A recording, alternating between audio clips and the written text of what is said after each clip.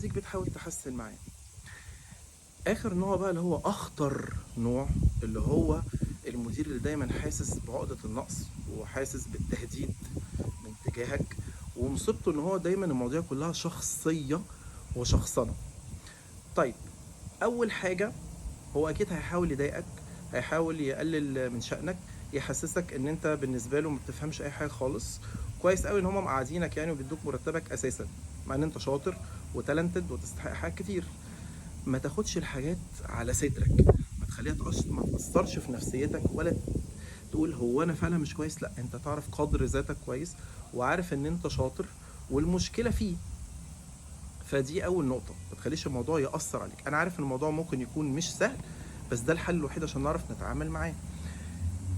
تاني حاجه بقى، لما تكونوا مثلا في اجتماع وهو بيتكلم، انا ولا بقول لك لا طبل له ولا زمر له ولا الكلام ده خالص، بالعكس ده هيبوظ الموضوع اكتر. بس حاول ما تلمعش وهو موجود. مش مثلا يقول كلمه تروح واخد انت عليها ومتكلم فالناس كلها تبص لك، هينهار ويتقتل. انا عارف انت ممكن تكون بتعمل او بتعملي الكلام ده بعفويه، بس في وجوده ما تحاولش تعمل كده. شغلك قوي، تتكلم كويس، محترم، مؤدب، تواصل تحفه، وجود مفيش احسن من كده. لكن وهو لما يقول حاجه ما تاخدش كلامه وتبني عليه، هو اصلا ما عندوش حاجه يقولها، كويس ان هو قال.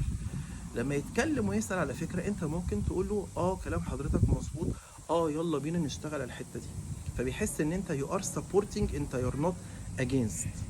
حاجة كمان مهمة قوي، خلي علاقتك كويسة مع الناس المحيطة، عشان ده اول واحد هيحاول يتكلم عليك بطريقة وحشة ويشوه صورتك، وهو ما بيقدرش يواجه ويقول له بصوا بيعمل ايه. يعني يستفزك وفي الاخر لما انت تتضايق يقول بصوا هو شوفوا بيعمل ايه، بصوا اتيتيودو بيعمل ايه، تعرفوا ان انا الله يكون في عوني، ان انا كنت مستحمله ازاي.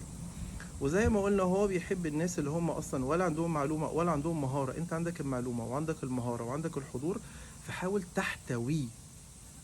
انت اللي تعمل له كوتشنج او توجيه، وحته الكوتشنج دي هنتكلم عليها بعد كده. يلا بينا نعمل ايه بقى، نتخطى هذه الاشياء، عشان دايما بيطلع لك الحاجات السيئه فقط مش الحاجات الحلوه. طيب، لو هو في كده، ولو في مدير تاني اللي هو برضو دايما يطلع الوحش وينسى الكلام الحلو قوي، لما يديك